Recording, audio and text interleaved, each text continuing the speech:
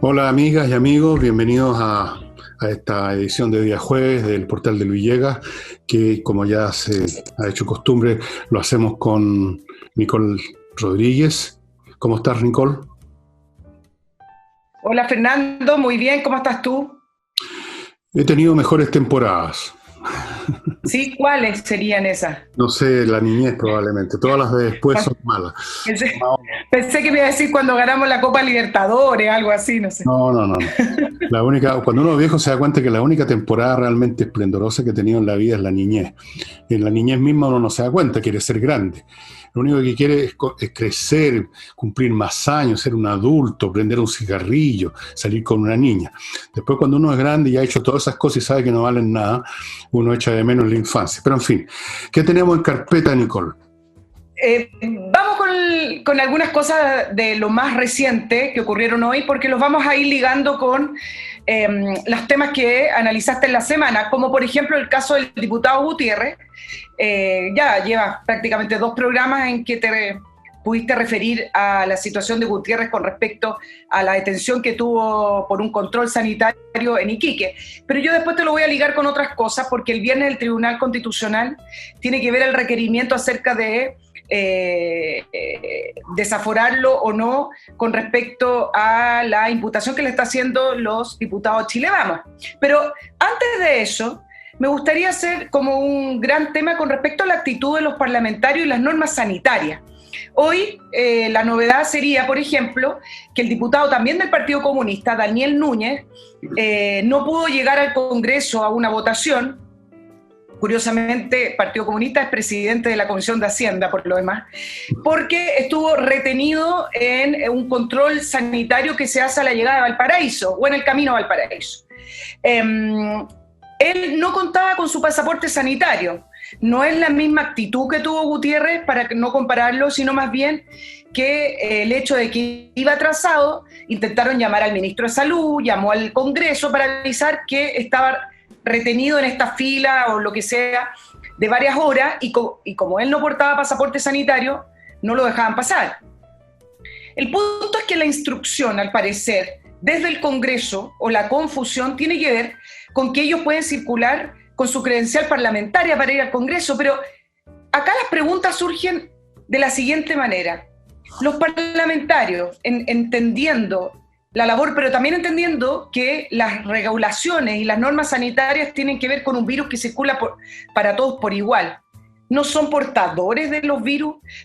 ¿Acaso no son también quizás asintomáticos? ¿Acaso no pueden interferir con la trazabilidad si es que se van transportando y movilizando de una región a otra? Entonces, ¿cómo es que para el resto de la población, o para salir de regiones, o para ir a tu casa en la playa, o por donde quieras circular, tú necesitas permiso, credenciales, pasaporte sanitario, y los parlamentarios llegan a pensar que no lo necesitan? Ellos están entonces ajenos al virus, no son parte de la población, no sufren lo mismo. Entonces, en el fondo es que el hecho de que vayan al Congreso a votar leyes, a discutir leyes, no los exime de la responsabilidad de poder contagiar el virus. Si es por eso, todas las funciones en una sociedad son importantes. El camionero que transporta fruta y que no cuenta con un permiso, que lo he visto y lo he leído en las cartas al director y en los mails. La persona que se trasladaba de Santiago a otra región a trabajar constantemente. Y por último, la persona que paga sus impuestos y que tiene su casa, su segunda casa, la famosa segunda vivienda en otra parte, pero que tiene el mismo derecho a disfrutarla, paga los impuestos, etc.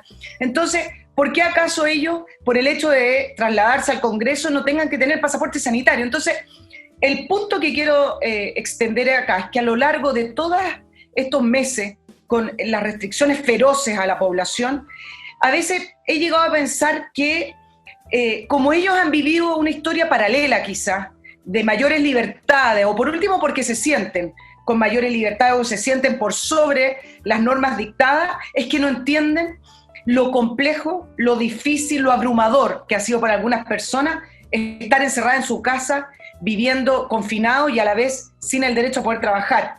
Es como que no lo sintieran. Es como que no lo vivieran. Ellos viven otro mundo. Esa es como primera parte a propósito del diputado Daniel Núñez. Y pegadito a esto que te estoy comentando, es por el hecho de que me llama la atención con la organización del plebiscito de octubre, cuando hace algunas semanas atrás se estaba discutiendo acerca de si el virus iba a permitir o no realizar el plebiscito de octubre y que hay que agilizar el proceso y las normas para realizarlo. Y muchos actores políticos, también desde el CERVEL, las frases que repetían, porque tú sabes que cuando se instala una frase de moda, es como lo políticamente correcto, todos vamos con esa frase. Entonces la frase que se repitió por varias semanas es que un virus no puede detener la democracia. Esa era la frase para el bronce. Bueno, yo le quiero decir a todos los dirigentes, a todos los políticos, al director de CERVEL, que el virus ya detuvo la democracia desde el 15 de marzo. No hay democracia cuando tú tienes que pedir permiso para poder hacer tus cosas, cuando tu principios o tus libertades más esenciales están determinadas por lo que diga o haga la autoridad y por lo demás que una autoridad que ha ido cambiando también los criterios. Entonces, no salir de tu casa, no poder desplazarte, no trabajar, por último, no tener autonomía, significa no estar viviendo en democracia. Entonces, no vengan a decir que un virus no va a detener la democracia. La democracia no es un plebiscito, la democracia no es ir a votar. Venezuela también tiene votaciones. Putin acaba de tener votaciones. ¿Es aquello democracia? Entonces, yo creo que estas frases que quedan ahí en el aire me gusta quizás aterrizarlas un poquito por el hecho de que creo que ellos viven en otro mundo. Fernando. Muy impetuosa. Mucha rabia. Sí, te noto muy rabiosa. Fíjate que yo veo un poquito distinto que tú esto. No sé si estas restricciones, las cuarentenas y todo eso, cuando se haga la contabilidad final de este proceso en 1 año, 2 años más, cuando se estudie lo que pasó en distintos países que adoptaron distintas medidas, se irá a llegar quizás a una conclusión cuál era la vía correcta, como dicen algunos, la vía correcta. La vía correcta a la salud en este caso. Pero, mientras tanto, sin saber, yo entiendo que las sociedades tienen que tomar medidas restrictivas sobre la base del conocimiento que tienen en un momento dado de las cosas, y las sociedades hacen eso en un grado mayor o menor todo el tiempo. Las leyes mismas son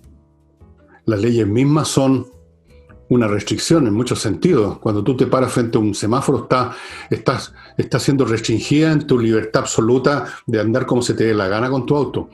Vivir en sociedad supone restricciones, y en casos de crisis como guerra o la pandemia, para evitar males mayores, de acuerdo a lo que se sabe en un momento dado, por supuesto que puede estar equivocado, pero de acuerdo a lo que en un momento dado honestamente se cree saber, hay que tomar medidas. Y esas medidas han tomado la forma de las cuarentenas y los confinamientos que conocemos.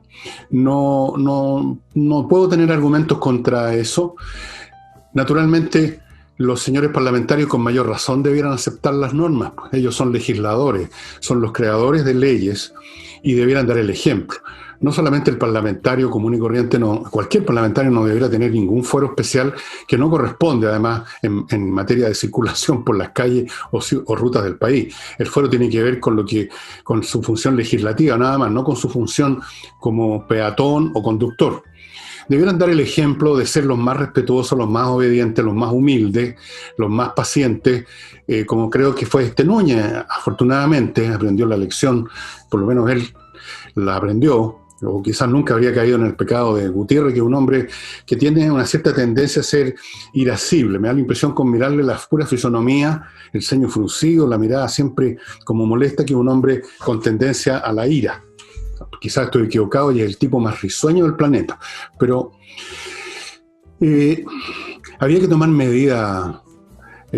Si van a ser las correctas, ya lo veremos, pero ahora no lo sabemos. Uno actúa sobre la base de lo que sabe en el momento en que le ocurren las cosas. En este momento se consideró, y yo creo que con razón, que había que tomar cuarentena. Fíjate, si no hubiera habido confinamiento, lo que habría pasado es que la plaga, que igual va a extenderse por todos lados, habría sido más rápida y más masiva en el tiempo, y entonces en vez de estar en una situación en la cual la autoridad puede decir satisfecha de que hay 1000 respiradores disponibles porque no están todos ocupados, habríamos podido llegar a una situación como la que se dio en España, cuando y donde los médicos tenían que elegir a quién le ponían el respirador y quién no, y por lo tanto se moría. Habríamos tenido una situación en la cual faltaban camas en las residencias sanitarias para los que tienen que estar aislados y no pueden hacerlo en su domicilio. Eso se ha evitado. Las cosas se han hecho bastante bien, creo yo, en general. Se podrían haber hecho mejor, pero eso es pedir mucho quizás de la naturaleza humana. En todas partes estoy escuchando y leyendo los mismos reclamos que, por ejemplo, los jóvenes son muy irresponsables. Como ellos no se enferman o creen que no se enferman, salen y luego transportan el virus para otro lado. Yo no puedo estar contra esas medidas disciplinarias, fíjate tú. Creo profundamente en que el hecho de vivir en sociedad ya nos pone en una situación en que hay límites de toda clase. Si tú quieres libertad absoluta, te tienes que ir como Robinson Crusoe a una isla. No estoy hablando de libertad absoluta.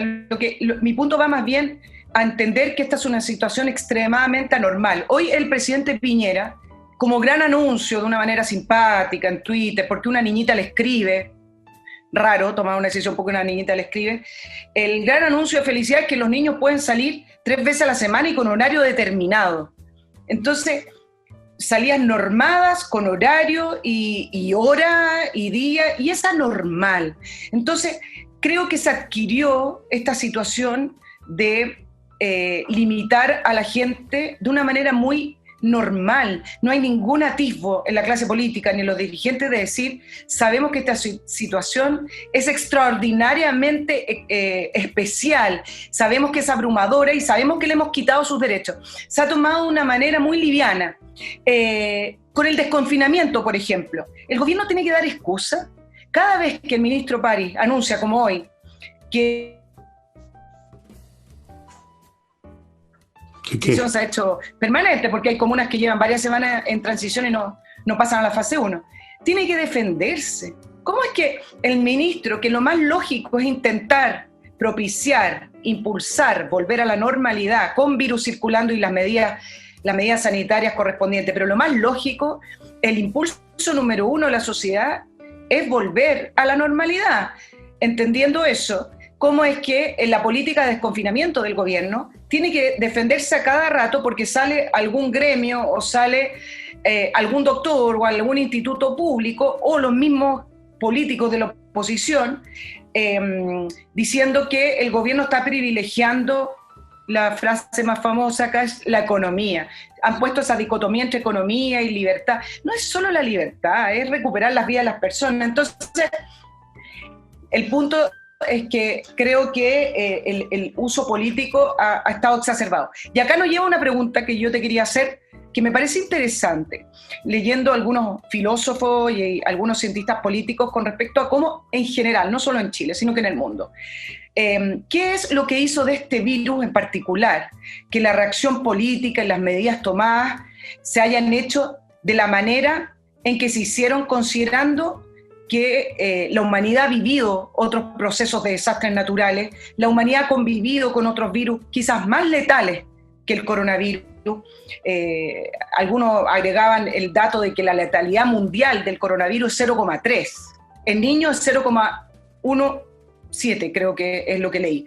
Cambia un poco para arriba y abajo, pero no sale de eso. Entonces, cuando tú tienes un virus con ese nivel de letalidad, la pregunta que surge es si la humanidad ha enfrentado otras catástrofes, otros virus, etcétera, ¿por qué este virus hizo reaccionar así a el mundo político y a los gobernantes, y también instalando una sensación de miedo en la población? Algo hay también de otros factores que sobrepasan y subyacen al mero virus que se está viviendo. Bueno, evidentemente que una epidemia es un asunto que involucra a toda una sociedad y siempre ha sido así. Lo que pasa es que en el siglo XIV, para la peste negra, no había internet, ni radio, ni televisión. Las sociedades no eran como ahora. Naturalmente que ahora se vive de una manera diferente. Y se vive diferente además porque hay una historia. Es decir, se toma en cuenta lo que ha pasado antes. Se sabe que eso afecta a la vida de la sociedad como afecta a la vida de las personas. no podíamos haber reaccionado igual que en el siglo XIV o en el siglo V a.C., cuando hubo una peste y murieron 80.000 atenienses en medio de la guerra del Peloponeso. Son situaciones completamente distintas. Es evidente que ahora, en forma más notoria que en cualquier momento del pasado, la epidemia ha adquirido ribetes, facetas políticas, comunicacionales, como dicen la palabrita, valóricas, etcétera, completamente diferentes, epidemiológicas. Tenemos otros mecanismos, tenemos los respiradores, tenemos otros protocolos médicos. Esto no podía ser y nunca habría podido ser meramente un tema de salud como los habituales. Todos los años, tú recordarás, hay algún virus que de repente anda dando vuelta y entonces las autoridades dicen, bueno, la gente mayor que se vaya a vacunar porque la influenza este año está media jodida. Pero como la influenza no es nueva, como la influenza es un fenómeno repetitivo, no es un evento novedoso como fue este virus, entonces no tiene la misma repercusión, evidentemente. Ahora, fuera de eso, en Chile tenemos otra situación. Todo esto cayó en medio de un país que está traumado, dividido y sigue dividido políticamente en un momento en que hay una revolución en marcha. No lo olvidemos. No es lo mismo, si esto hubiera pasado en 1988, en algunos de los gobiernos intermedios de la Concertación, te puedo asegurar que esto habría sido bastante distinto. Todo se ha politizado porque todo se politiza en este momento. La oposición agarra cualquier cosa. Tú mismo decías que inmediatamente el ministro, cuando anuncia alguna cosa que tiene que ver con desconfinar, tiene que dar excusa porque le saltan encima los gremios y todo el mundo. ¿Por qué le saltan? Por política. Si el ministro hubiera dicho lo contrario, también le saltarían por la razón opuesta. Entonces se ha confundido, se ha mezclado todo y es inevitable que así sea. Es completamente inevitable. La oposición tiene como meta principal echar abajo el modelo, lo han dicho de mil maneras, y se agarran de lo que haya. Se agarran de lo que haya. Y en este momento es la pandemia, es la crisis económica. Lo que haga el gobierno lo van a oponer. Mira lo que comentaba ayer, lo increíble. La Comisión de Derechos Humanos haciendo una querella en un juzgado contra París, contra Mañalich, contra el presidente de la República, por las muertes de la epidemia, como si ellos hubieran inventado la epidemia, así como unos genios del mal, esas películas de horror, inventan en un laboratorio un virus y lo tiran y lo esparcen así. Entonces, tú te das cuenta que cuando se llega a esos extremos, ya no hay ni que hacerse preguntas, ya esto que llaman la nueva normalidad política es esta. Y con pandemia, sin pandemia, con crisis económica, con lo que sea, la cosa es echar abajo este modelo y hasta el momento les ha ido súper bien, ¿eh? Ya están echando abajo la AFP, después le toca el turno a las ISAPRE, a las Fuerzas Armadas y a la policía prácticamente la echaron abajo en gran parte. Y en eso están. Hay dos factores, sí, que te quiero agregar, que algunos analistas hablaban sobre el auge del poder médico mezclado con el mundo político, un mundo político que ha perdido poder, ha perdido gobernabilidad, y que la mezcla de ambos, un mundo médico que fue relegado de las decisiones políticas, no estoy hablando de Chile, estoy hablando como fenómeno mundial, que fue relegado de las decisiones políticas hace mucho tiempo, siendo que en algunos procesos de la historia tuvieron poder. Bueno, con este virus vieron una oportunidad de volver a tenerlo. Entonces, la mezcla entre este auge del poder médico con un mundo político debilitado se da también en el proceso de cómo se ha tomado este virus, junto también, y que también me hace mucho sentido, la manera en que se informa. O sea, si tú tienes conferencias de prensa todos los días para informar cuál reality de la cifra, con un eje puesto en la cifra de fallecidos, no en la cifra de recuperados. Cuando tú tienes una Organización Mundial de la Salud que nadie consideró para ninguna política, porque no se la pudieron, porque los pilló mirando para cualquier lado, porque está politizada, porque no sabemos en qué gastan tampoco el dinero que les entra de los países. Entonces, la mezcla de todo este proceso es lo que configuró un escenario en que el COVID parece ser este desastre más grande de la historia. Algunos relacionaban los confinamientos finalmente con el pánico político, que surge del miedo a un virus que sí efectivamente podía matar parte de la población, pero que no se condice con los niveles de letalidad. ¿Quieres que pase al tema de Hugo o te dejo ahí un espacio? Sé que me vas a decir. No, iba simplemente a asociar esto con lo que pasó en el Líbano, porque estos eventos así catastróficos desatan otras crisis que se estaban acumulando. Todos sabemos, tú sabes, la gente sabe que con esa explosión, en que murieron 200 personas, creo, quizás más, probablemente hay desaparecido, gente que no encuentran su cuerpo porque se desintegró el cuerpo con la explosión.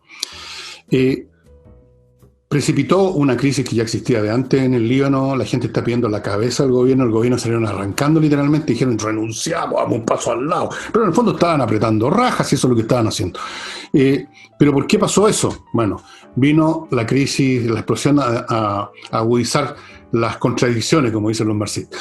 Y la pandemia ha agudizado montones de contradicciones y situaciones que ya estaban acumulándose en todo el planeta.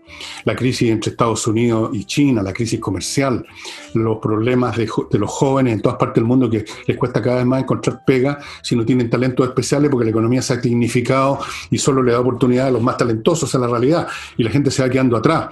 Y las pegas no comunes y corrientes que antes estaban digamos, disponibles para todo el mundo, ahora las hacen máquinas, robots. Y mil otros factores que se estaban acumulando han sido acelerados, hechos explotar por el COVID. Ha sido como la explosión del Líbano. Pero tú quieres pasar a otro tema ahora. Sí, oye, a propósito del Líbano, que es un ejemplo de Estado fallido, me quedo con dos frases que te hacen ver cómo los países, y eso también lo digo como ejemplo por la situación que estamos viviendo en Chile, cómo los países pueden seguir profundizando sus problemas y seguir deteriorándose. El Líbano, a pesar de haber tenido estas famosas revueltas ciudadanas, no fue parte de la primavera árabe, pero después sí tuvo algunas revueltas. Leí a algunos analistas que decían que la corrupción es tan grande en el Líbano, tan grande, que es más grande que el Estado mismo del Líbano. Entonces, no hay por dónde partir para poder ir limpiando la gran corrupción que tiene. El puerto donde fue el gran estallido le llamaban la cueva de Alí Baba, porque era parte de entrada de todo el mercado negro que se te pudiera ocurrir. Entonces, eso es un ejemplo quizá de cómo uno dice, bueno, pero los estados no quiebran, los estados en algún minuto tienen que recuperarse. No, yo creo que la frase que dice, no importa cuánto tú puedes excavar, siempre se puede seguir excavando. Bueno, es el caso de estos países que, sin importar en la profundidad del problema que estén, pueden seguir cayendo y tratando de repente de recuperarse y seguir cayendo, porque al final dependen de sus clases dirigentes que ahí están aferrados al poder. Y la famosa revuelta ciudadana, que quizá el ejemplo de la primavera árabe es un buen ejemplo para poder decir que la misión que tiene o el desafío que tiene es dejar de ser una revuelta y para poder convertirse en un cambio concreto político. Ninguna de esas revueltas, aparte de la salida de los gobiernos, pues llegaron otros peores. Se convirtió en un cambio concreto de una política como la que pedía la calle. Es que las revueltas nunca producen cambios de ninguna clase. Las revueltas producen cambios cuando son el capítulo inicial de un proceso institucional. Y precisamente, como tú dices, en el Líbano no hay ningún punto donde apoyar la palanca para mover las cosas. Están todos corruptos y la misma población que sale a reclamar están todos corruptos también probablemente, solo que en un nivel más bajo. El comerciante que hace su negocio precisamente con ese mercado negro, el tipo de más allá que tampoco lo conoce ni su mamá, que mira para otro lado, todos están conectados por último por necesidad, porque tienen que vivir el día a día, están todos conectados con lo mismo. Entonces no hay de dónde en el Líbano pueda salir otra élite. A veces las sociedades caen en esa situación. Yo ayer hablaba con una persona, un haitiano, que trabaja acá en Chile, y me contaba de cómo ocurren las cosas en Haití. Haití es un país clásico, un caso clásico de estado fallido, como dicen esto que llaman, abro comillas, los cientistas políticos. Un estado fallido. Allí no hay, digamos, no hay un pool de reserva, no hay un aparato institucional, no hay una base humana donde uno pudiera sospechar, hacerse la esperanza que va a salir un grupo de gente un poco mejor. Y yo creo que nunca los hay, esas personas un poco mejor en ninguna parte. Es la raza humana la corrupta en cierto sentido. Tú le das la más mínima oportunidad a la gente y por interés, por codicia o por miedo a que si no participas en el juego te meten un balazo, tú te haces parte de eso. Ahora, cuando es una parte muy baja de esa máquina, entonces naturalmente reclamas contra los que están más arriba, que se llevan la porción más gorda. Pero es muy difícil recuperar un país que ha llegado a esos niveles de corrupción. Es un tema realmente que no hay gente que esté interesada, ni hay puntos de apoyo institucional para lograrlo. Pero en fin, ese es un problema con el Líbano. Las clases dirigentes árabes, por lo demás, son famosas por la corrupción. O sea, más allá de lo que es normal, porque la corrupción es normal en todas partes, pero en esos países ya es el acabose, literalmente. O sea, de solo pensar que tenían acumuladas 3 toneladas de un elemento que puede ser explosivo en ciertas condiciones, anda a saber tú la cantidad de gente que está sacando, como bien dice, rasmilladitos de eso para venderlo en un mercado negro. Claro, y anda a saber la cantidad de gente que, los incompetentes, porque la incompetencia es un factor universal en la raza humana, que se olvidaron. La gente se olvida, es como tú, en tu familia, que de repente vas a tu bodega, a tu casa, y ves cosas que ni te acordabas que hayas puesto ahí. Así de simple. Y los estados se olvidan, como las personas, de ciertas situaciones, de ciertas cosas que tienen en la bodega, de ciertas leyes que había que promulgar. Bueno, en Chile, ¿cuántas veces escuchamos ese discurso? La ley no sé cuánto que habría que haber promulgado y que estaba hace no sé cuántos años en el Congreso, ¿no es así? Ahora con el tema de este crimen de esta chica Ámbar, he escuchado más o menos el mismo cuento, que tal o cual ley para ver el tema de las libertades condicionales estaba en el Congreso en un cajón años. Pero las cosas se olvidan. El día a día te lleva a olvidarte de lo de ayer y mañana te olvidas de lo de hoy y así sucesivamente. Ya, súmale a eso la corrupción y el asunto no tiene vuelta. Yo no veo de dónde en el Líbano va a salir gente que cambie las cosas. Y piensa tú que en el Líbano estaban pidiendo que los franceses se hicieran cargo del Líbano, como en el dato de los años 20 al 45. ¿Cómo se llama la desesperación?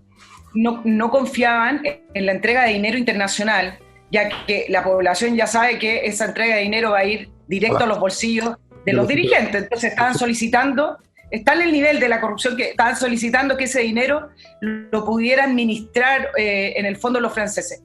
¿Vamos a ir a tus menciones o nos vamos a Hugo Gutiérrez? Primero las menciones y luego dejemos esperando a Gutiérrez, que yo creo que por lo menos que espere ese hombre. Les quiero contar de una oferta súper importante de inviertanusa.cl. Ojo que esto tiene un tiempo limitado. Es una oferta exclusiva del Villegas, así la llamaron ellos. Consiste en terrenos en Florida de 650 metros cuadrados con un valor que incluye los gastos operacionales de $25,000. O sea, unos 20 palos más o menos será, una cosa así, al cambio de hoy. Esto se cierra en 3 semanas. Les voy a dar ahora un teléfono para que anoten, muy importante para los que quieren aprovechar esta bicoca, porque un terreno de 650 metros cuadrados en Florida es una inversión importante. El teléfono es 56 93 29 36 783. Ok, si no lo escuchó bien, pare este video, retroceda un poco porque ahí va a estar. Es una tremenda oferta. Recuerden, estamos supeditados, estimados amigos que visitan este portal a la internet, y en el caso de Zoom, que es el que estamos usando, ustedes saben que no es llegar y llevar. Recuerden que inviertanusa.cl precisamente, aparte de esta oferta, le está ofreciendo a usted negocios inmobiliarios en muchas partes de Estados Unidos, no solo en Florida, de hecho en todo Estados Unidos. Tiene también 3.500 franquicias, distintos tipos de industrias, empresas, negocios, para que usted invierta en la que le parece más conveniente. Le pueden abrir una cuenta corriente en un banco norteamericano, le pueden conseguir una visa de residencia como inversionista, etcétera. Invierta en USA.cl. Y para los que quieren aumentar la seguridad local de su empresa, de su negocio, etcétera, B2B Tech. B2B Tech.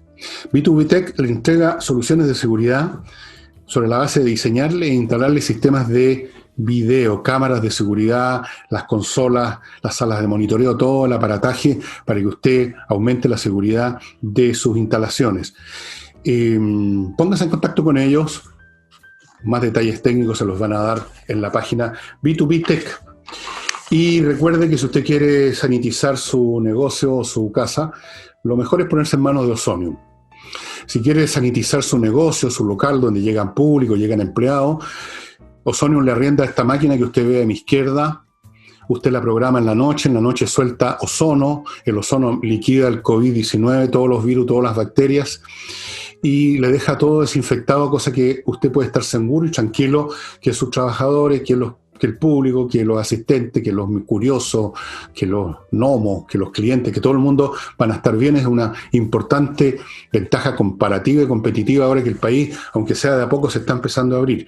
Y para su casa, Ozonium le manda personal a hacer la pega, porque es un tema distinto.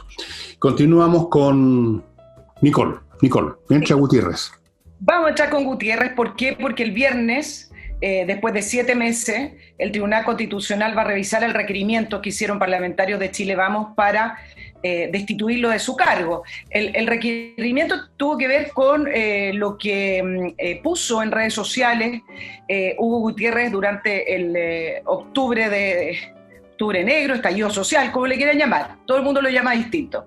El argumento es haber incitado a través de la palabra o por escrito a la alteración del orden público, desobediencia civil también, al haber llamado a la desobediencia civil, y apoyo a desórdenes, etc.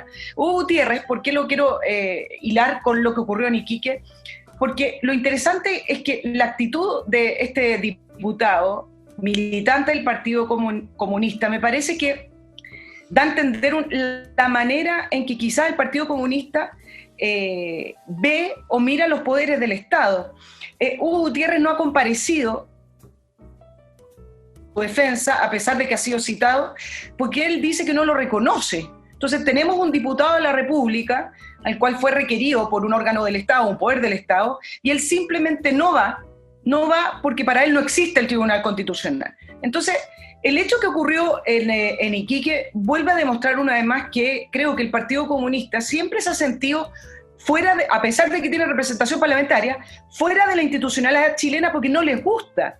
Un principio básico quizás de la democracia, que es la división de los poderes.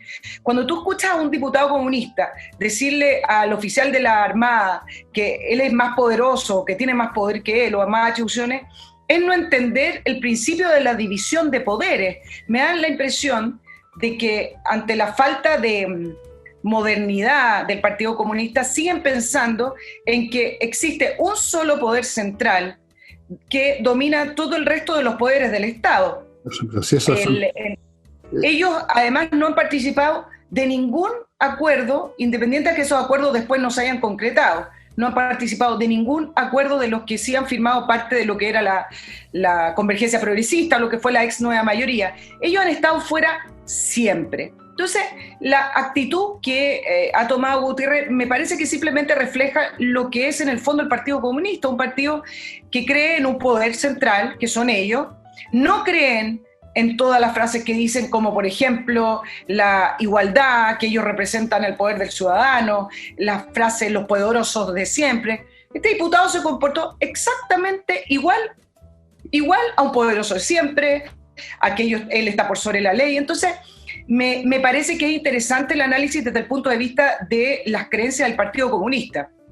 Bueno, ya sabemos cuáles son las creencias del Partido Comunista, pues ellos no creen en la democracia burguesa, como llaman. El modelo de ellos es el modelo que había en Rusia, donde dominaba el Partido Comunista todo, o actualmente China, donde el Partido Comunista chino lo domina todo, los jueces, las empresas, todo funciona de acuerdo a los mandatos del Partido Comunista chino. Ellos justifican y legitiman eso diciendo en una sociedad sin clase no tiene sentido la existencia de partidos porque no hay clases distintas con intereses distintos que requieran una representación para disputar sus diferencias en una asamblea llamada Congreso.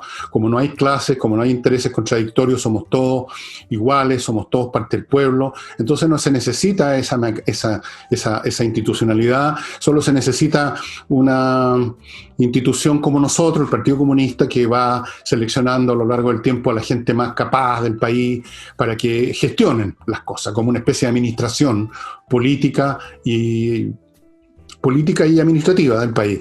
Esa es la visión que tienen y eso es lo que quieren instaurar en Chile, eso es lo que instaurarían si pudieran. Ahora, por supuesto que el hecho de que estén funcionando en una democracia burguesa, como la llaman ella, es una contradicción que en algunos casos ha llevado a que en algunas épocas, por ejemplo en Chile, en la época de Gonzalo de Videla, se dijera el Partido Comunista no puede participar en política, está fuera de la ley porque su objetivo es destruir esta institucionalidad. ¿Qué sentido tiene dejar entrar esta quinta columna? Si precisamente quieren destruir, entonces ¿por qué los vamos a dejar entrar? A destruir, los vamos a invitar a que pasen, a dinamitar el sistema. Después, en otros momentos, como ocurre ahora en Chile, entran a la institucionalidad con la idea de que se han reciclado.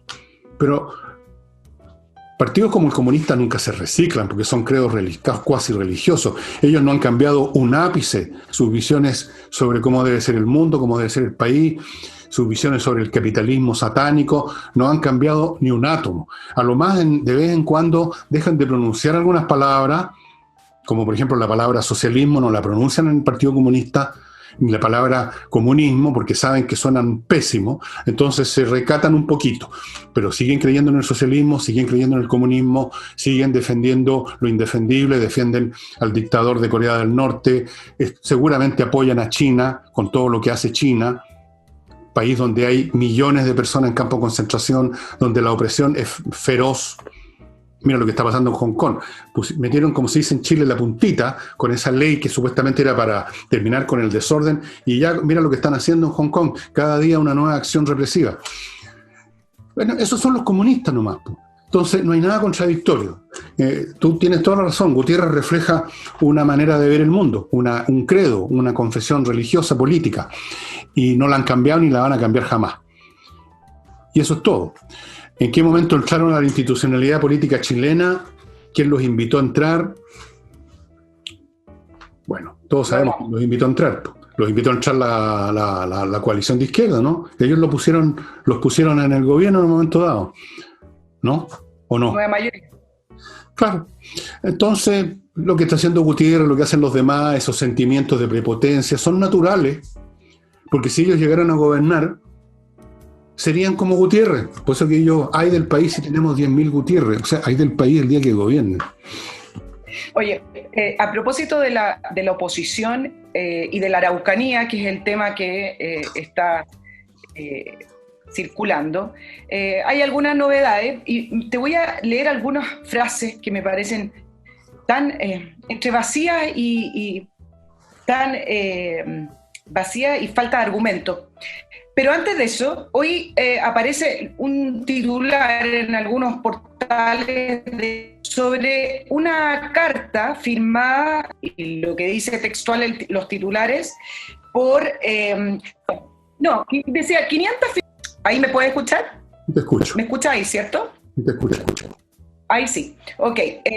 La carta firmada por estas figuras de la oposición acerca de la solicitud de dejar que Celestino Córdoba cumpla su condena en un predio abierto. Ahí le dan algunas características, llaman al gobierno a terminar con la huelga de hambre, llaman al gobierno, no a los que están en huelga de hambre, y otra serie de solicitudes.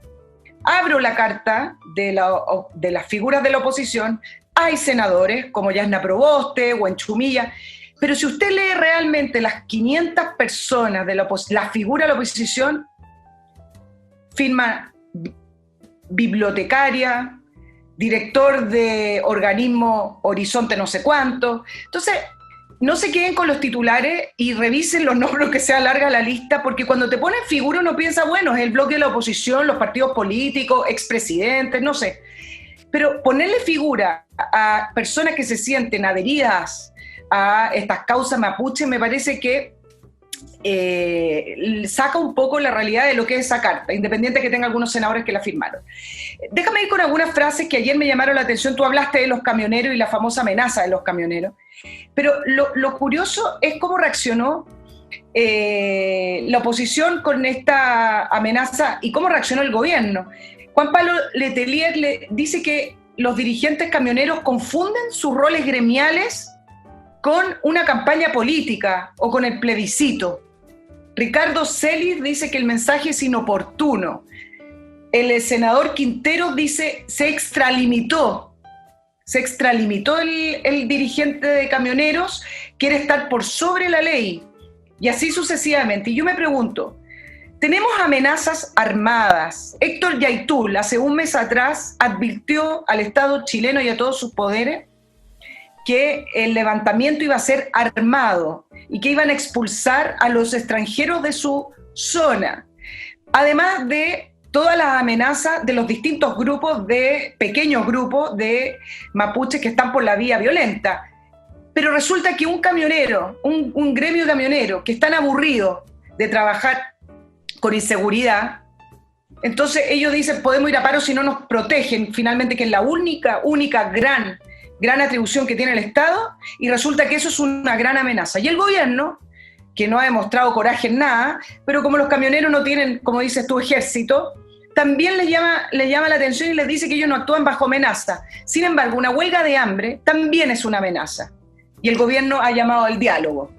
Bueno, una toma de municipalidad es más que una amenaza, y el gobierno llamó a todos a dialogar. En cambio, los camioneros que simplemente quieren ejercer su actividad productiva llaman a paro si es que no les confirman que los van a proteger, y eso es una gran amenaza para el Estado chileno.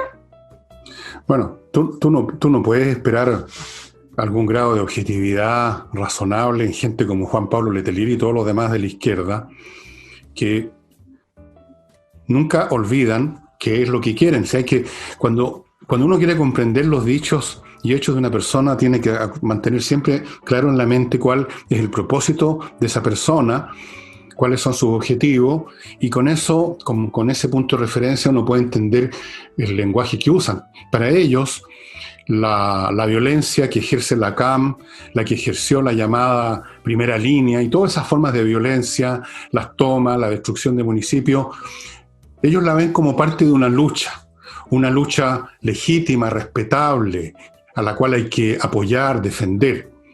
La actitud razonable de quienes sienten que los pueden cualquier día matar, como este camionero que murió quemado, o por último destruirle su vida profesional, su negocio, toda una vida, eso, en cambio, es amenazante porque viene del sector de los burgueses, de los fascistas pobres, de los derechistas, de los fachos. Entonces, no tiene nada raro que vean el mundo de esa manera. Lo ven en función de sus propósitos, en muchos casos de sus deficiencias intelectuales bastante agudas en varias de las personas que tú mencionaste. Deficiencias que nacen no solo de sus condiciones personales, o sea, nunca fueron muy listos, sino además por el programa mental en que están imbuidos, por la doctrina a la cual pertenecen, por la manera de ver el mundo. Esto es como demostrarles esto y hacerles los argumentos que tú haces, como ir donde una beata que se persina y va a misa todos los días, e ir a discutir de teología con ella, porque no tiene mucho sentido. Claro. Ahora, el tema de los camioneros, yo dije ayer, no que no tuvieran ejército, sino que dije que ese asunto no tiene futuro por ahora, porque no se ha llegado a la masa crítica de eventos anticamión que pudiera llevar a cada camionero a sentir que ya cada viaje es peligroso. Ellos sienten que la probabilidad de que les toque a ellos es pequeña. Esa es una cuestión matemática, cuestión de ver la cantidad de camiones diarios, cuántos son quemados al año y hacer la división.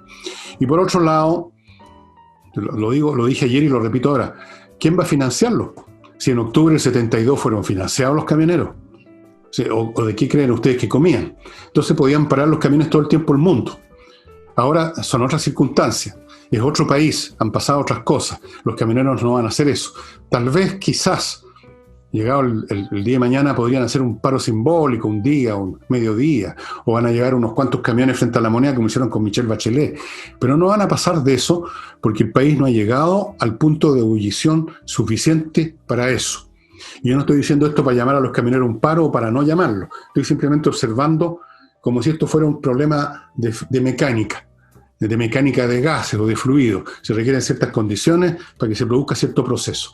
Entonces, es lo que dijo, y por eso que el gobierno puede sentirse tan tranquilo y botarse a choro y decir, nosotros no funcionamos con la amenaza. Lo dicen porque saben que esa amenaza no tiene mucha sustancia, no hay mucha agua en esa piscina. Si la hubiera, se comportarían de otra manera. 10 camiones quemados al mes, ese es el promedio. En el 2020, 10 camiones quemados al mes. En el 2020 llevan 70, el 2019 en el año fueron 59. Más o menos esa es la proporción de cómo ha ido aumentando. ¿Cuántos camiones Ahora, crees tú que pasan por hora por la vía, por la 5 Sur? ahora el cómo el mundo político divide a la población, a mí me parece que es la falta de relato que tienen. Por ejemplo, el famoso tema de los desalojos de los municipios, con una dirigente gremial llamando a hacer lo que ella creyó que era lo mejor para el municipio de su zona, a desalojar el municipio. Y resulta que todos se tiran en contra de ella. Si esto lo podemos comparar quizás con lo de octubre, cuando para la oposición fue un despertar social. Yo leí algunas cartas del directorio y me hacían algún sentido simplemente para hacer la pregunta y hacer el punto.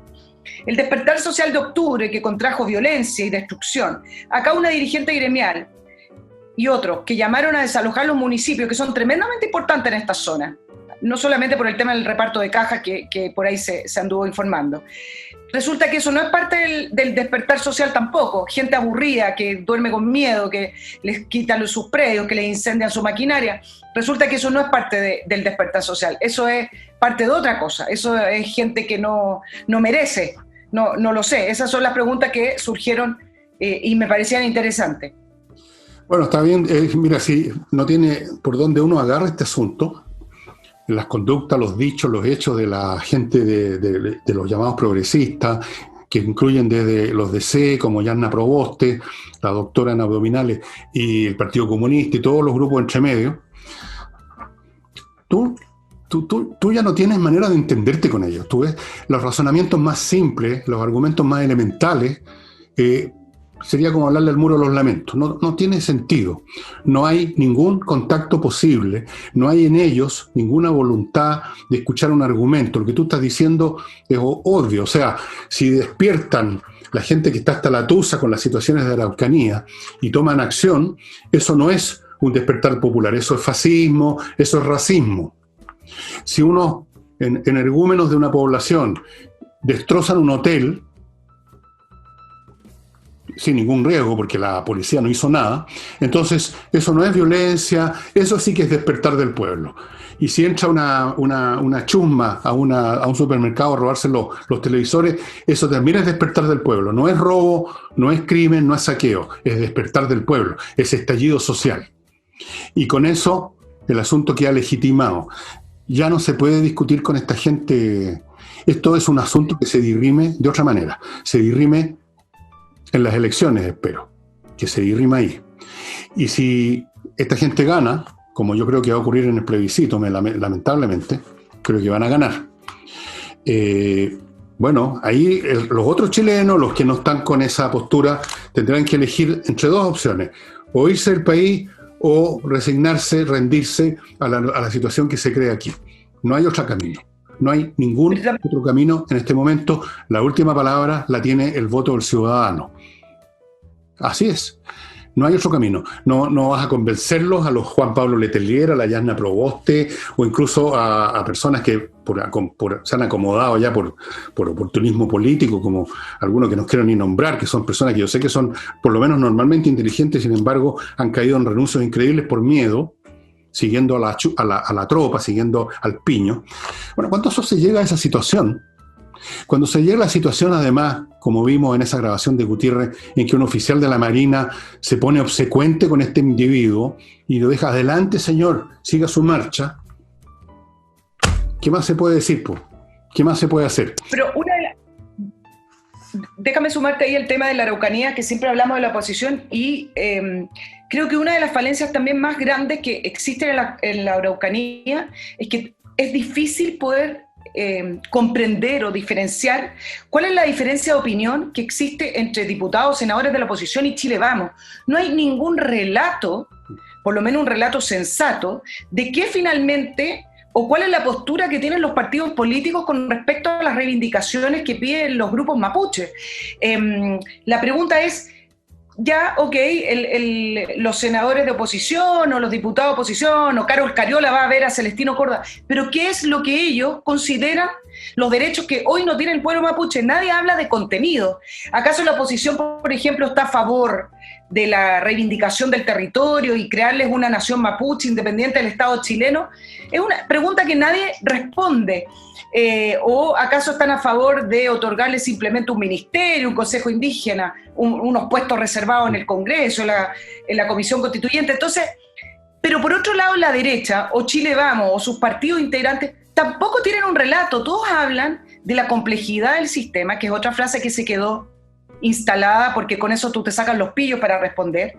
Esto no es solamente un tema policial, es un tema político, social, cultural, pero no dicen nada. Estamos llenos de diagnósticos que no se han dado a conocer, todos los gobiernos. No hay diagnóstico.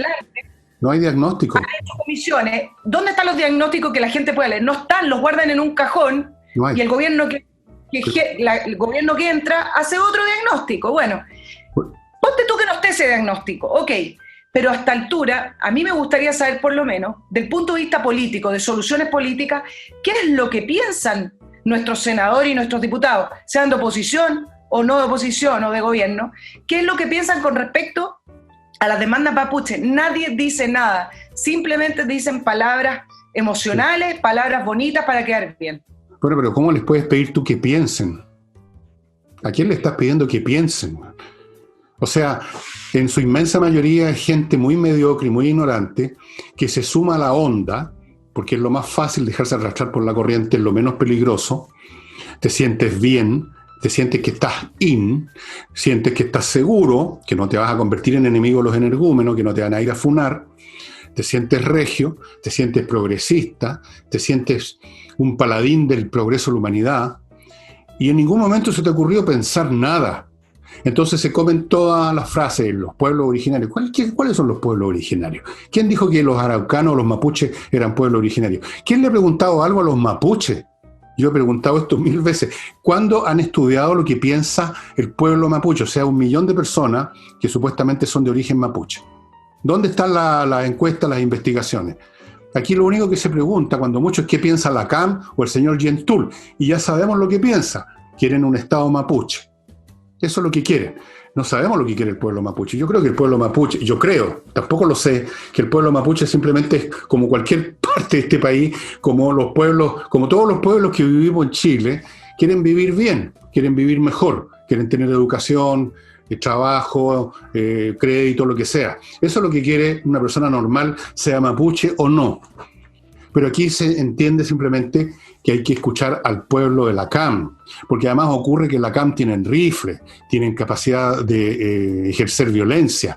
Entonces además aquí opera, aparte de la estupidez, opera el miedo, que es cosa viva, como decía mi madre. El miedo es cosa viva, es uno de los grandes factores explicativos de la historia.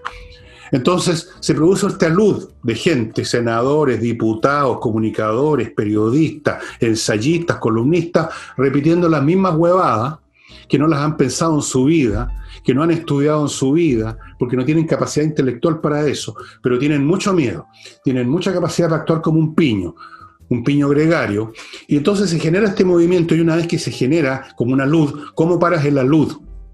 Una vez que se empiezan a deslizar las rocas y las piedras por un cerro cuesta abajo, ¿cómo paras eso? Lo único que puedes hacer es bajar con la luz, o irte con la ola, digámoslo así. Este asunto no tiene solución sobre la base de argumentación en ninguna clase. Tampoco tiene solución sobre la base de estos planes que siempre llegan atrasados, siempre llegan como los planes militares que se preparan para la guerra anterior, con el plan Araucanía que se inventó el gobierno, de llevar inversión. ¿Quién va a ir a invertir a la Araucanía? Por favor, Nicole, ¿quién va a ser tan idiota que va a ir a invertir en la Araucanía ahora? Entonces están hablando de inversiones. Si no se dan cuenta que la CAM quiere un territorio propio, como tú dices, y quieren montar una sociedad distinta a la sociedad capitalista, consumista, quieren plantear una sociedad bucólica, pastoril, de recolectora, no sé, ¿qué es lo que tienen en mente? A lo mejor la sociedad neolítica, antes de la llegada de los españoles, no tengo idea. Pero el miedo, entonces a veces estos diagnósticos sirven para ocultar el miedo, y hacen como que están resolviendo el asunto, que quieren resolverlo y llaman a diálogo. Qué cosa más fácil llamar a diálogo. Todos pueden llamar a diálogo, todos pueden llamar a la unidad y a la paz. ¿Qué significa eso? Si al otro lado no quieren ni unidad ni paz, no quieren unidad con los huincas, quieren que nos vayamos de ahí, pues. ¿De qué unidad están hablando? ¿De qué diálogo de paz están hablando? Con el señor Yantul amenazando con armas al Estado chileno. Pero como tú no te atreves a enfrentarlo en el plano que el propio Yantul, que por lo menos tiene la franqueza de decirlo, como tú no te atreves a ponerte frente a él en este desafío, entonces miras por otro lado y te inventas de que hay una nueva mesa de diálogo, que invitamos a todos los que tengan el corazón en la mano y que sean buenos chilenos, este es el corazón, Nicole, entonces que vengan a sentarse. Así que, ¿qué puedes pedir del gobierno? La derecha también se entregó muerte, miedo en esta materia y en todas. En parte por sentimientos de culpa, en parte por miedo, a lo mejor habrán tataranietos de abusadores con los mapuches, en algunos casos son otras historias familiares, en otros casos, no sé.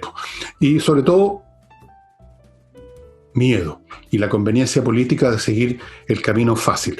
De manera tal que, como eso te digo yo, no hay ningún punto de apoyo, me recuerda bastante lo del Líbano, no hay punto de apoyo, no hay alguien que diga, aquí hay un grupo de personas determinadas que usando determinadas instituciones pueden cambiar esta situación. Lo único que van quedando son estas instancias electorales que son, vamos a ver qué pasa, vamos a ver si llegamos a ellas, dicho sea de paso.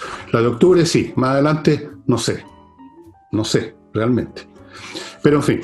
Para coronar el tema Araucanía, solo voy a terminar con la última frase, y esto principalmente porque PPD ya estaba pidiendo observadores de derechos humanos a la alta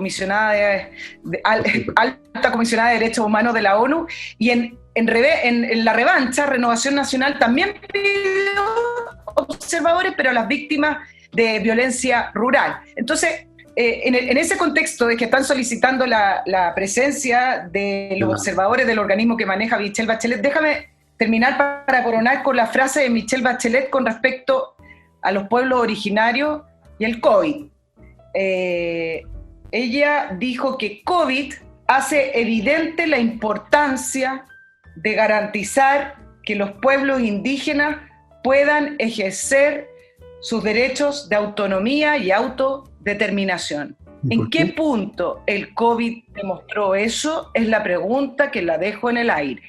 Bueno, pero todos sabemos que doña Michelle Bachelet no es un genio deslumbrante. Pero para saltar frases como esa, basta un CI bien normalito nomás. O sea, pegar cosas, tú las pegáis con moco, las pegáis con saliva. El COVID, metámosle los pueblos originarios, que no le preguntéis qué son los pueblos originarios, a la señora Michelle Bachelet no creo que haya leído mucha historia, y armemos un par de frases, hablemos le faltó justicia, y no sé qué otra cosa más podría haber agregado. Son frases hechas, son como los legos, ¿eh? Que tú los podías armar de distintas maneras, en fin. Déjame ir ahora a la próxima tortita comercial que le tengo para ustedes, amigas mías, amigos. Si tienen un problema civil que va a terminar en una corte, en un tribunal, más vale que se pongan en manos de especialistas en temas civiles, y esos especialistas se llaman Salinas y Ojeda. Es un buffet especializado en disputas civiles.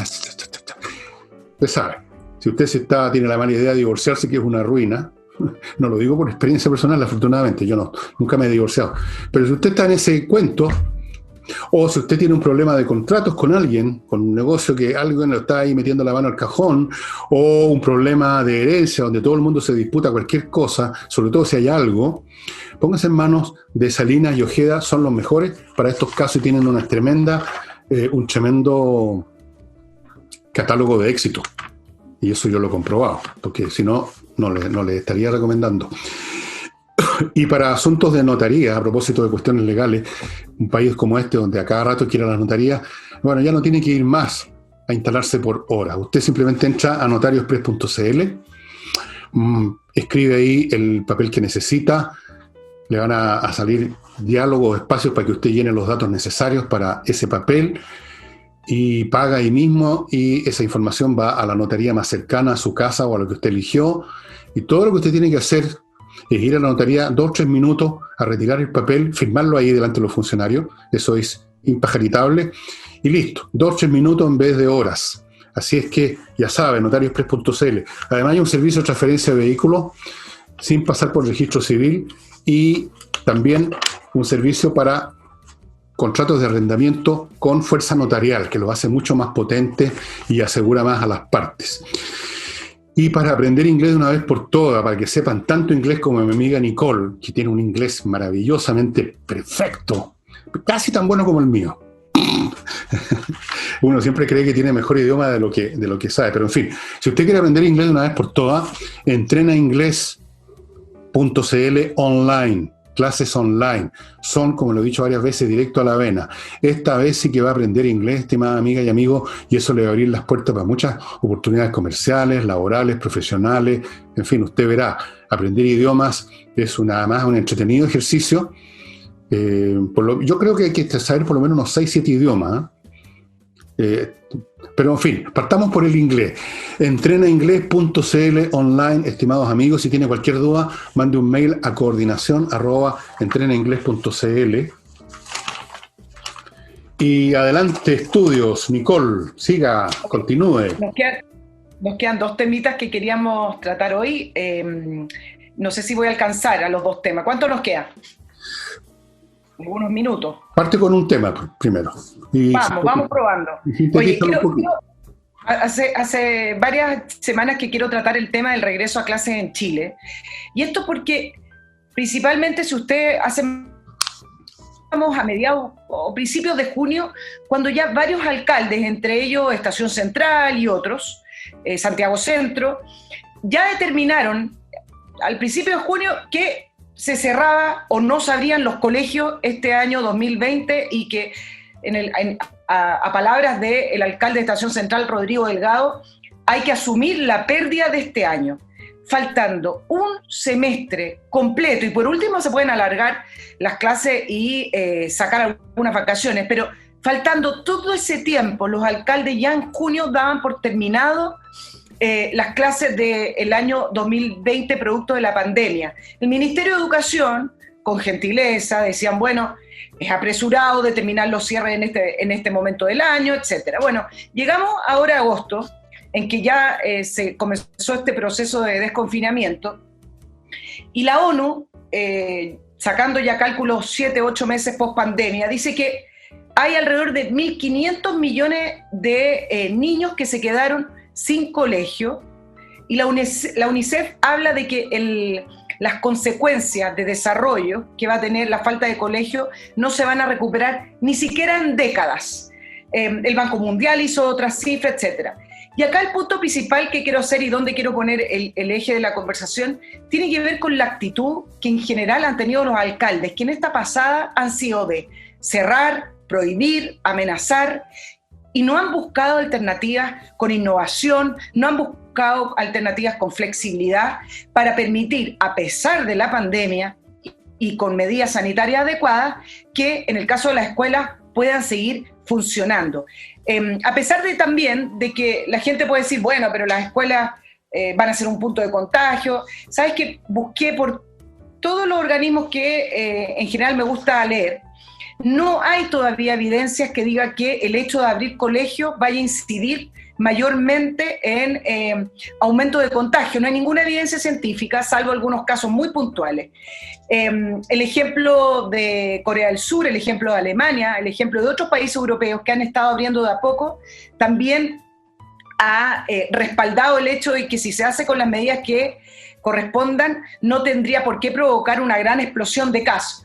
Pero el punto acá es que los alcaldes debieran haber sido los primeros en sentarse a conversar con el Ministerio de Educación y tener listo ya en agosto las medidas para que los niños de alguna manera regresen a clases. Se han quedado y han demostrado que no tienen ninguna capacidad de innovación, ninguna capacidad de gestión, se quedan simplemente en la negación porque es más fácil. ¿Saben lo que a veces creo? Que como estos alcaldes prácticamente todos ya empezaron su carrera eleccionaria, me parece que ellos leyeron, y lo veo también en Evelyn Matei, que estar del lado correcto de la historia hoy es decir que ellos cuidan a la población.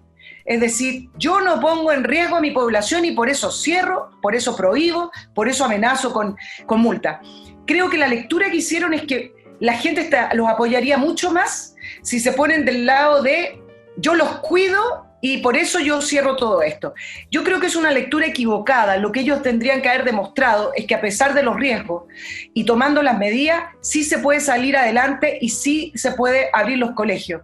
Bueno, a pesar de que el Ministerio esta semana presentó los protocolos y habló de una apertura parcial, que fueran probando a poco, a modo de piloto, digamos.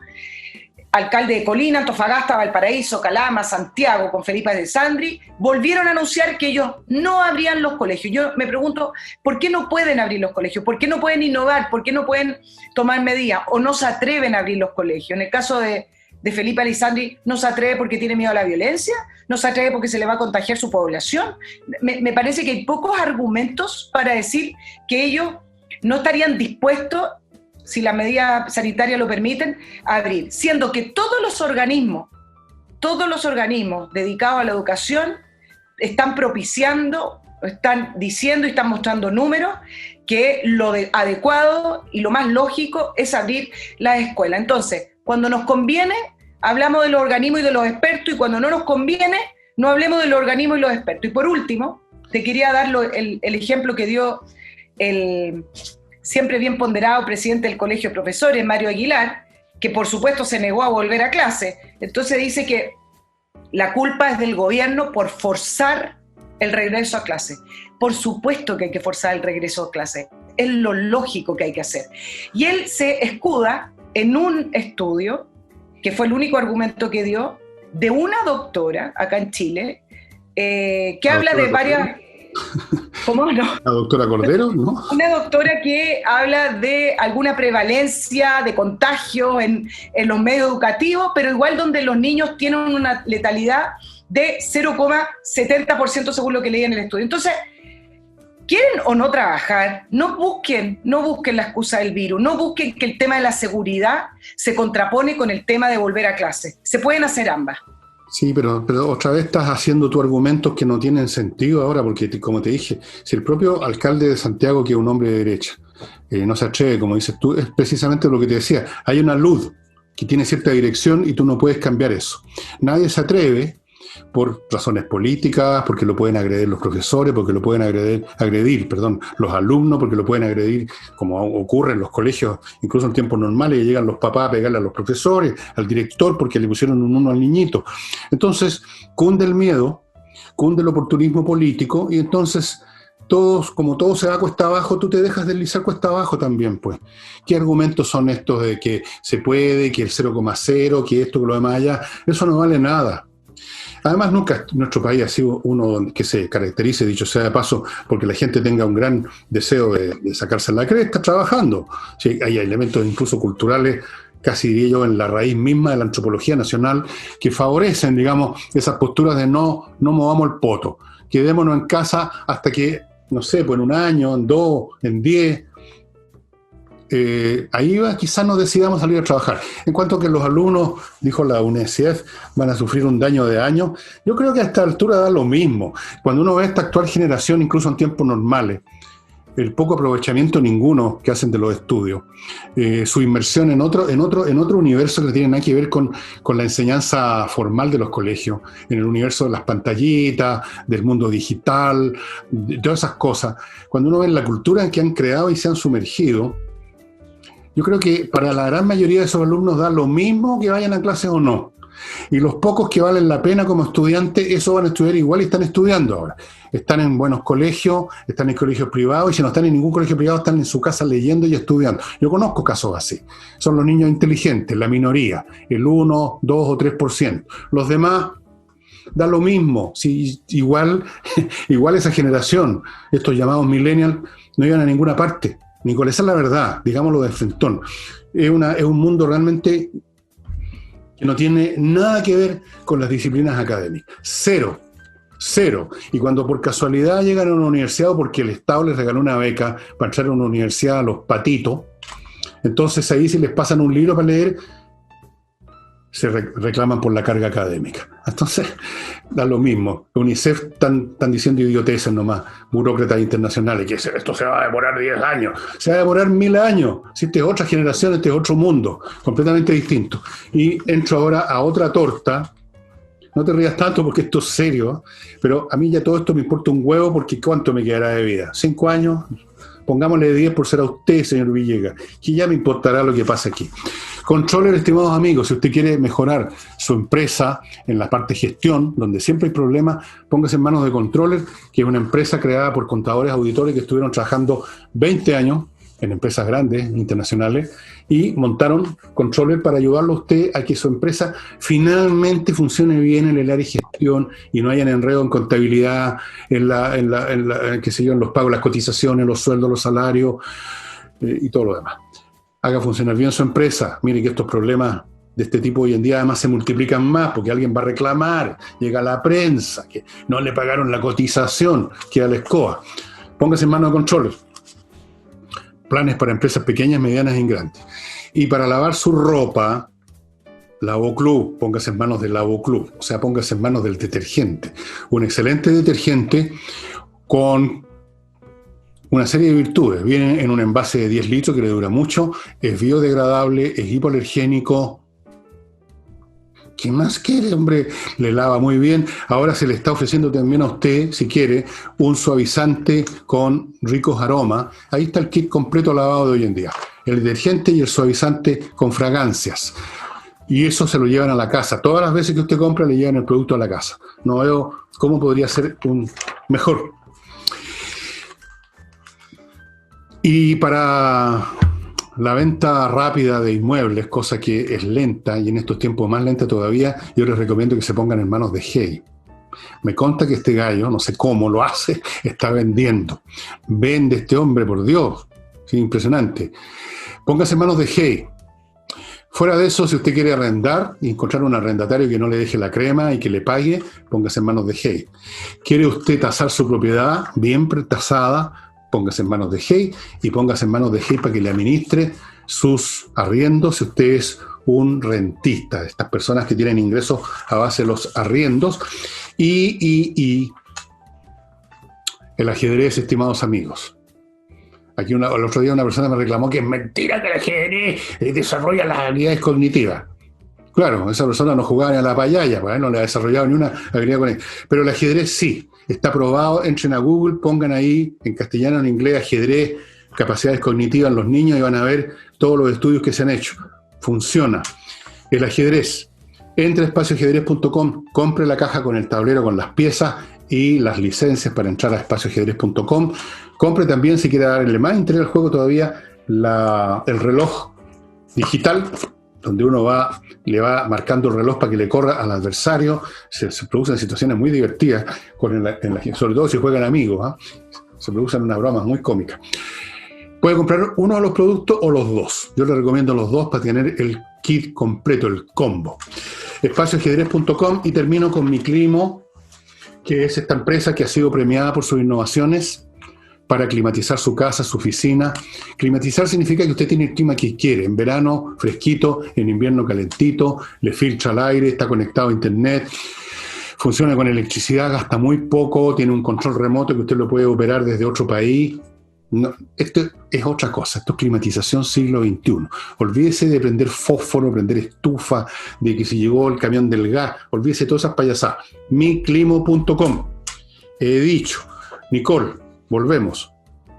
Ya, nos quedan algunos minutitos. Me los regalan. Solo quería cerrar el tema de los alcaldes y de las municipalidades con respecto a la gestión y esta actitud que ha costado comprenderla. Acuérdate que desde marzo que estaban pidiendo el confinamiento y las cuarentenas. Luego se quedaron en la inercia sin proponer campañas educativas a su población para poder mantener la distancia. Después reclamaron por la entrega de cajas cuando el registro social de hogares pasa también por los municipios.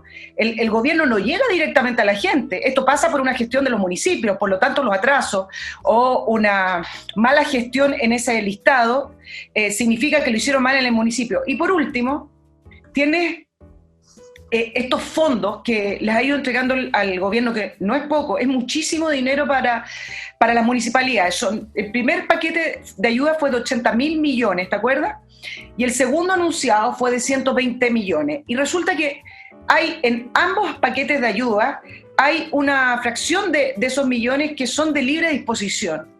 Yo me pregunto, ¿cómo es que los alcaldes y las alcaldesas, en su caso, no han subido una plataforma en las páginas web, que es una manera de comunicarse con sus vecinos, para que vayan demostrando y notificando a su gente en qué están gastando esos dineros? Es fácil decir, lo gastamos en ayuda social porque la gente es muy necesitada. No, yo como vecina de una comuna, quiero saber en qué se está gastando ese dinero.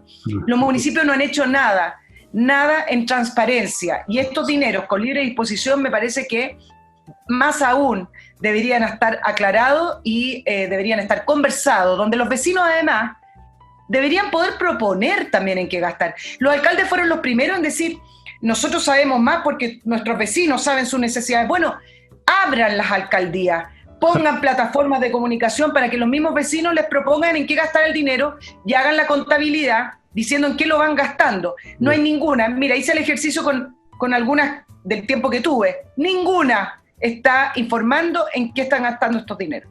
No pueden permitirse la virtud de la transparencia en los municipios, pues se derrumba todo.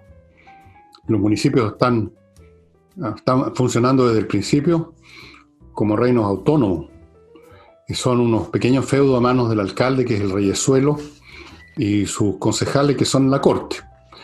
Y el uso de las plata y todo eso, nunca ha habido ninguna transparencia. Y por eso que han habido tantos escándalos que han terminado en tribunales cuando se ha sabido, porque no sabemos, por definición, de los que no sabemos, de las irregularidades que hay en municipios en que no ha saltado la pus, digamos. Pero hemos visto montones de casos con alcaldes desfilando por las cortes. Nunca ha habido transparencia porque no hay un mecanismo institucional de control.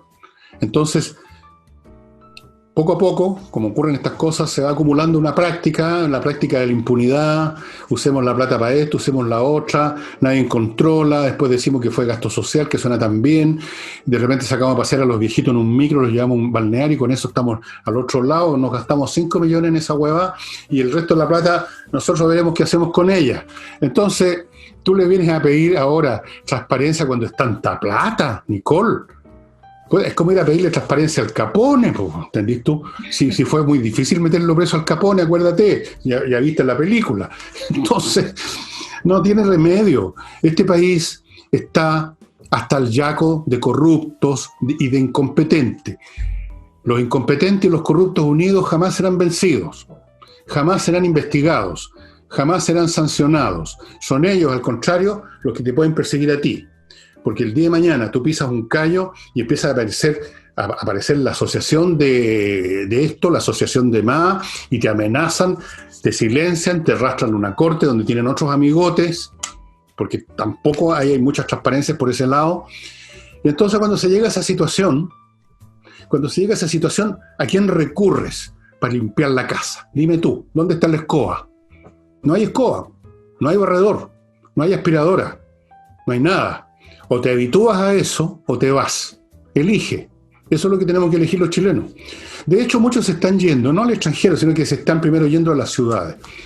Es cuestión de ver lo que está pasando. Pregúntale a las empresas inmobiliarias qué es lo que se está comprando y vendiendo más en este momento. Claro, porque la gente sospecha, olfatea, que algo huele mal en Dinamarca, y dicen, bueno, lo más seguro por lo menos es irse a las ciudades, donde el día de mañana, a este paso, los que van a gobernar los barrios, los que van a gobernar las comunas, son la coalición entre los delincuentes, los políticos, un poco lo que se ve en países, eso que llaman los estados fallidos. La misma situación, un poco como el Líbano, un poco como Haití, o como Venezuela. Doy más ejemplos, o como Argentina. Pregúntenle a los argentinos cómo funciona ese país, que se han choreado toda la plata del mundo. ¿Cuánto es la deuda argentina? Algo así como 280 mil millones de dólares. Nunca han pagado, no han pagado nada. Y yo preguntaba a los trajes, ¿dónde se fue esa plata cuando llegó? Cuando llegó ese crédito, ¿dónde se fue esa plata?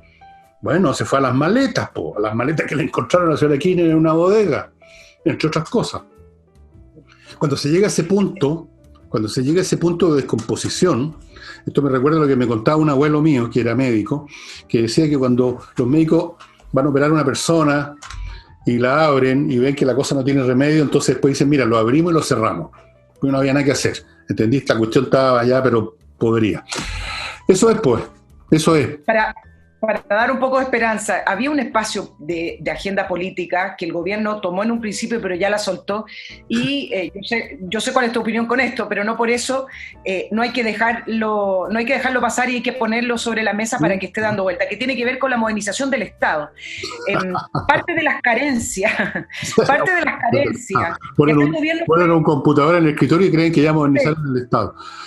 Pero parte de las carencias donde el gobierno acá mostró cierta ingenuidad en la entrega de ayuda o la entrega equivocada, tiene que ver no solamente con una gestión del gobierno, tiene que ver con la estructura misma del Estado. Entonces, se le abrió una posibilidad política para relanzar, y que lo podría haber hecho el presidente en su cuenta pública, para relanzar la agenda de modernización del Estado, que significa una serie de cosas, aparte de eliminar la burocracia. Y no lo hizo, dejó pasar la oportunidad.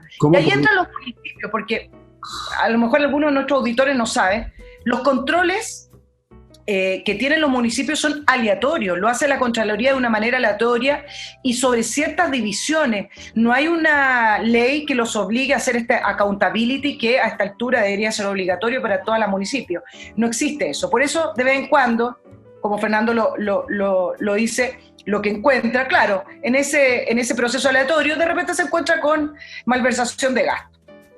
Bueno, yo no sé qué oportunidad dices tú que había para modernizar la burocracia, cuando la burocracia es un aparato, no es una máquina que uno compone, sino que son 500.000 personas que están adentro, o sea, son 500.000 votos más los votos de los familiares, es una fuerza política muy importante. ¿Quién va a poder reformar eso? Por eso que no solo en este gobierno, sino que en muchos gobiernos, fíjate que yo me acuerdo del gobierno de Eduardo Frei Montalva, estoy hablando del año 64, cuando tú no habías nacido, ya se hablaba de la modernización del Estado, o se usaba una frase parecida.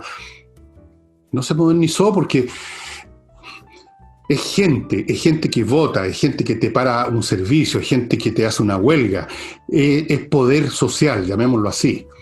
Pésimo, un poder putrefacto, un poder venenoso, pero poder. Entonces, no puedes hacer nada. Las pocas modernizaciones que se hicieron en esa época y que se han hecho después no consisten en eliminar la grasa, como dicen, cosa que se hace en las empresas privadas porque se puede, sino que consiste en crear otros organismos por encima, los bypass. Y entonces por eso tú te encuentras, y tú mismo lo has mencionado en más de algún programa, que hay 3 o 4 organismos que superponen sus funciones.